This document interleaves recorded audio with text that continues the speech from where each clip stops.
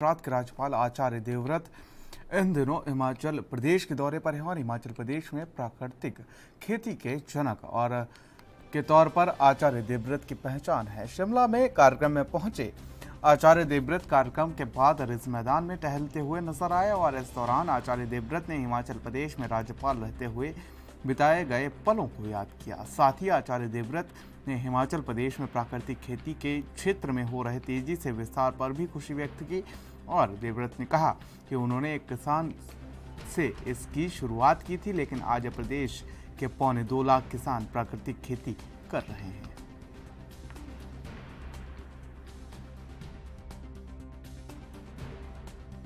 रूप से गुजरात एक बहुत समृद्ध और उन्नत प्रदेश है।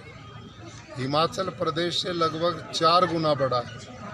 प्रधानमंत्री जी ने उसको एक रोल मॉडल के रूप में पूरे देश के सामने प्रस्तुत किया, तो वहाँ बहुत कार्यक्रम चलते हैं, लेकिन उनके साथ यहाँ के जो हिमाचल प्रदेश के 4 वर्ष हैं वो मैं समझता हूँ मेरी ट्रेनिंग के थे, और उसमें जो प्यार स्नेह अपनापन सब लोगों ने दिया, तो उसी के कारण गुजरात में भी मैं इन पिछले 2.5-3 वर्ष में 2 लाख प्राकृतिक खेती के किसान वहाँ जुड़ चुके। यानी खेती और प्राकृतिक खेती दोनों में बहुत बड़ा अंतर है। ऑर्गेनिक खेती अलग है, प्राकृतिक खेती भिन्न है। ऑर्गेनिक खेती में किसान की लागत कम नहीं होती, पहले 3 साल उसका उत्पादन कम हो जाता है, लेकिन जिस प्राकृतिक खेती की बात मैं करता हूँ उसमें पहले ही साल किसान की आय उतनी होगी जितना रासायनिक खेती से होती है। इसकी विधि बहुत सरल है। एक देसी गाय से हम 20-25 एकड़ तक की खेती कर सकते हैं, और ऐसे मॉडल पूरे हिमाचल प्रदेश में हजारों की संख्या में खड़े हो गए, और पूरे देश के विभिन्न भागों में भी बहुत विस्तार इसका हुआ। इनमें दोनों में एक अंतर है, लेकिन प्राकृतिक खेती की ओर पूरे देश का रुझान अधिक बढ़ रहा है। हमने लोगों को जागृत करने की जरूरत है। जब किसान को प्राकृतिक खेती से लगेगा कि मेरा खर्चा घट गया, उत्पादन कम हुआ नहीं, मेरे उत्पादन का रेट डबल मिल रहा है, तो अपने आप किसान आगे बढ़ेंगे। पिछले इन 3-4 साल में हिमाचल प्रदेश में एक किसान से मैंने इस काम को शुरू किया था, और इस समय हिमाचल प्रदेश में 2.25 लाख किसान प्राकृतिक खेती को करते हैं, और अब धीरे धीरे अपने आप बढ़ते जा रहे हैं। धरती का स्वास्थ्य जितना अच्छा होगा, उत्पादन उतना ही अच्छा देगी, और धरती का ऑर्गेनिक कार्बन अच्छा स्वास्थ्य बनता है जीवाणुओं से, अर्थवर्म केचुए से।